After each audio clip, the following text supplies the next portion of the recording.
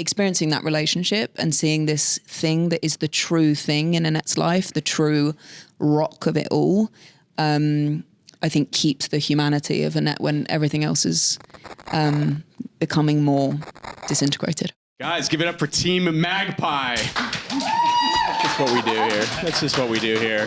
Neither character named Mag nor any pie in this movie. It is a bird. Is it named after the bird? Yes. I would assume. Yeah, it's actually not such an American thing, the magpie. Yeah, are you finding that a lot? People are like... Well, my friend was like, what's a magpie? I was like, it's a bird. And there are a few things connected to it. One of the things is magpies steal from other nests. There's various folklore things, and we have a rhyme that a magpie by itself is bad luck. And from what I understand, this came from the brain of Daisy Ridley originally, the seed for this plant. Tell us what inspired it. I was working on a job in Canada with a little girl who was playing my daughter. She was amazing. And the distinction was very clear that I was not her parent. But I was like, this is so crazy for a child for 12 hours of the day is calling someone else mummy, and we're building this relationship. How crazy. And then on the plane, I was like, had this idea, landed and told Tom. And honestly, Tom really took it to where it is. It was very much a seed. And then in development, Tom felt it was interesting to follow the woman who's left at home, who was struggling with all of the isolation and having a baby and not part of the fun world of the film and the romance and the excitement. Tom, take that story away. When you first heard this idea, what intrigued you about it? What inspired you to further adapt it? Well, I think it could be what it seemed to me when I started to think about it. Daisy said, "What do you think of it as an idea?" And I said, "I think it's really great. Give me a little time to think about it." She didn't give me any time because the next day we were pitching to Kate. But it struck me as a story of an invasive force on a family unit, which is something so relatable, I think, to everyone. And I thought, how far can we push that? And as Daisy said, I started, as Daisy's idea was to follow the actor who was infiltrating this family unit. But more and more as I started to write, I became fascinated with this woman at home, this sort of quiet, unseen woman who just had this power and strength to keep this family together, given all of these things attacking her unit. And I thought, what happens to this person if you just put her under tremendous amounts of pressure, more and more, it mounts on more and more and more. And I said, Daisy, I think this is where the fascinating kernel of this idea lies. And Daisy and I's taste aligned very quickly. And she said, I think this is great, let's run with this. And that's how we got to where we are. And I love this because we're following the development of this movie. Now to Kate, who you guys brought it to. What spoke to you about this story? Both of them are people who get stuff done. And the idea was brilliant. I love Daisy's acting. I didn't know Tom's writing at all. It's his first script. And it was a bit like when Daisy said, my husband's writing it, you kind of go, oh my God. And then we started working together and we were like carding out the story and the B story. And every decision that Tom made was the right one. And you just instinctively, every time we'd be like, let's go that way. And you go, okay, he's going to be brilliant. And then he turned in this absolute page turner of a script. And Daisy has produced it with me and it's been super fun. I mean, Daisy's a very lovely person, but also it's just to get something done, a film, you need so much energy. And that's, she brings all that and she had this passion and people will follow her, which is brilliant. That's what you need. And Sam, this is your feature directorial debut. Incredibly impressive work. Thank you very much. I must say. But similar question. I mean, you had to connect with the material. What did you find in this script that you really latched onto? Well, especially with Annette's character, this sort of thing that if you don't express something, it will cause damage. I liked seeing this character who was completely sucking up everything, not saying how she was feeling, not expressing her anger. I thought that was a really kind of interesting kind of way to make something tense, to go, she is going to explode. She has to explode, like the center can't hold. So I loved that. I was very attracted to this sort of theme in Ben's character of like thinking, well, the grass is greener over there, like the shiny thing will fix all of my problems. I think that's such a trap that I recognize and kind of am interested in. And then the third sort of aspect of that was just, I was so excited at the thought of working with Daisy Ridley. So, and it paid off. Who isn't in that fan club? Matilda, tell us a little bit about your character and how she folds into the story. I play Alicia Romano, which is a film star who gets cast in a period piece. And Tilly, Matilda, Ben's and Annette's daughter, is playing my stepdaughter. And that's how I become familiar with Ben and then, start an affair with him and a relationship with Tilly. What really interested me in this project was the fact that I could play two different characters in the film. And that was really fun because I got into the trailer every morning and it was like either you put a corset and layers on or, like a contemporary costume. And that was like really fun to do in the same movie. And then also I really loved that each character you're judging characters like when you're watching the film, but then you quickly change your opinion because each one of them has so many nuances and layers that you just like quick shift and excuse them, in their own behavior. Daisy, you talked about this idea coming to on a set. Was that I'm trying to put the pieces together? Was this Marsh King? Marsh King's daughter. Yes. Because this is I think 2 films in a row where you play a young mother. Are you entering your mom My era? mother era. Your mother era.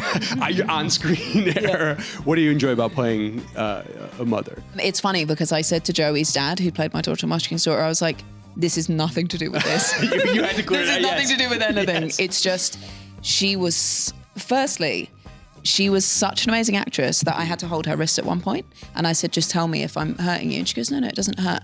And after a while she goes, but it's starting to hurt because I'm imagining it. I was like, all right, Meryl. So she was just like such a bright light. And when there's kids involved, you do have to stop thinking about yourself, which you try to do anyway, because you're just trying to entertain them, keep them occupied, keep them present. So it's sort of great. And then I think it was funny because I was talking to a casting director while we were trying to find Matilda in this. She was like, God, it's so difficult with kids. Hibba was one of the first tapes that we saw and we were all like, this child is unbelievable. So smart, so thoughtful. She had obviously not read the script and halfway through went, Ben is not the hero of this story. She was 6. Crazy. Wow. And it's just, it was joyful to work with her. And really, Annette has all of these difficulties within her marriage, but her children are everything. So experiencing that relationship and seeing this thing that is the true thing in Annette's life, the true rock of it all, I think keeps the humanity of Annette when everything else is becoming more disintegrated. For you guys in the back row, this film I feel like is, genre-wise, it's really dynamic because it starts off as it feels like a family drama, and then the layers start coming off, and it turns into like this psychological thriller. How did you guys go about sort of like balancing those tonal shifts that the film takes as it gets a little bit heavier and twistier along the way? Particularly with like a noir or like a neo-noir, as this is genre, you want to take an ordinary person and put them in a really extraordinary situation. So see like how dark human behavior can go. So in a way, setting up like the family and the circumstances of their lives was kind of important. And Tom cleverly seeded in this warm opening where Matilda gets the job and the celebrations, and you hint at warmth, but it's quite cold as well from the start. And then from there, I guess, things have to ratchet and develop. So it was really, I think the main way to do that was to follow Annette and see how her watching what she was seeing was then changing her. And as she changes, the film kind of changes. I think also there was the other thing that Sam and Laura, the DOP, did, which I thought was really clever, was as you get uncomfortable with her, you're on full-on face-on shots of the people talking to her. And it makes you really feel awkward because they're suddenly in your face and they're in her. And as things become more intense, that's what, instead of seeing it over the shoulder or whatever, you're seeing them flat on looking at you. And there was some really good moves like that and trying to kind of use camera angles that made you feel like something was going to happen.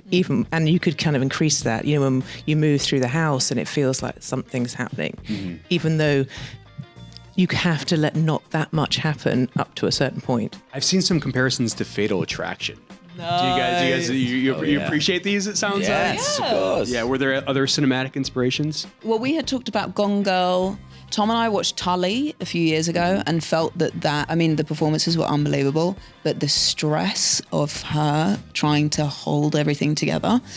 Homecoming was something we had referenced with the intense zoom. It's actually the very first time we spoke to Kate and then Sam. Yeah, I think added to some like Haneke movies, just that like cold grey kind of domestic stuff, like Cachet particularly, and then like Kubrick stuff like Shining, obviously, and Eyes Wide Shut, and we sort of followed the aspect ratios of those films, which kind of is like 1:8:5 to 1, which is just puts the emphasis on faces, because it's very much a film for me about the characters, and I love actors and I love faces like Daisy's, putting them on a screen. They are like so wonderful. So yeah. Daisy, my requisite Star Wars question. You never get any of these. New Jedi Order is getting a lot of hype in recent weeks. What is something that Rey didn't get to do in that original trilogy that you'd like to see her do in this new film? I don't know that there was anything I felt like, I don't feel there was a stone left uncovered. I felt really like, it's an interesting thing of doing big movies and feeling like, I don't know, I felt like performance-wise, I got to do so much, like even in this big world and even with all this other stuff going on, like I got to explore so much. I felt like I grew a lot, worked with amazing directors. So I felt very satisfied. I think what's interesting is coming into this at a different time in my life. I feel I started that at 21. I'm now 31. I feel different. I've had different experiences on set. We got married, all the wonderful stuff that, you know, is like a different life thing. So it will be interesting coming in, like personally, in a different zone, and also in those intervening years from the last film, what has happened and where has that led Rey to? New Jedi Order. A lot of people want to see Finn as a Jedi. Is it a possibility? That is above my pay grade. I would love to see that, but that is not a decision for me. I hear that. What else are you guys excited to see at South by? Have you been checking out sort of the roster of films? There's so much great stuff playing here. Anything else you guys are going to check out?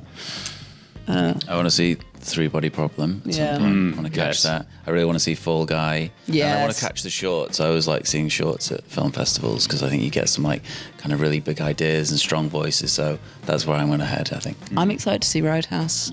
Love me is some a blast. Really? Yes. Apparently it was the rowdiest audience ever. It is just like dirty, entertaining fun. I love violence. Yep. I love entertaining. Over the top. Yeah. It's amazing. Yeah. It's amazing. And then, of course, you know, South by is equally as known for the music, of course. I've been asking everybody this because I'm a huge music guy.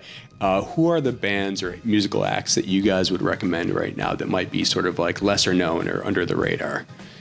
Any music I've recommendations? got one, which is these guys that my friend did a TV show with, this actor who'd started up a band.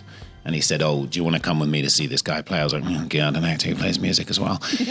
He's incredible. He's called Gustafsson. It's an amazing band. They've only got one album out, but I've seen them twice live already. They're remarkable. I don't know if they're going to be here, but they back in the UK, they're really growing and they're really exciting. Yeah. There's an artist called Jordan Rukai who's actually, I'm working in Australia at the minute. He's Australian, New Zealand, and he was covering Radio 6, which is a very popular radio thing. And he just did a song called Freedom, which is amazing, but stunning voice. Amazing musician. Well, you guys, thank you so much for coming in. Once again, Team Magpie in the house. You can't see it, but there's a huge studio. Right? You guys, thank you so much. Really appreciate the time. you. Appreciate you guys. Kevin. Thank you. Big congrats on the film.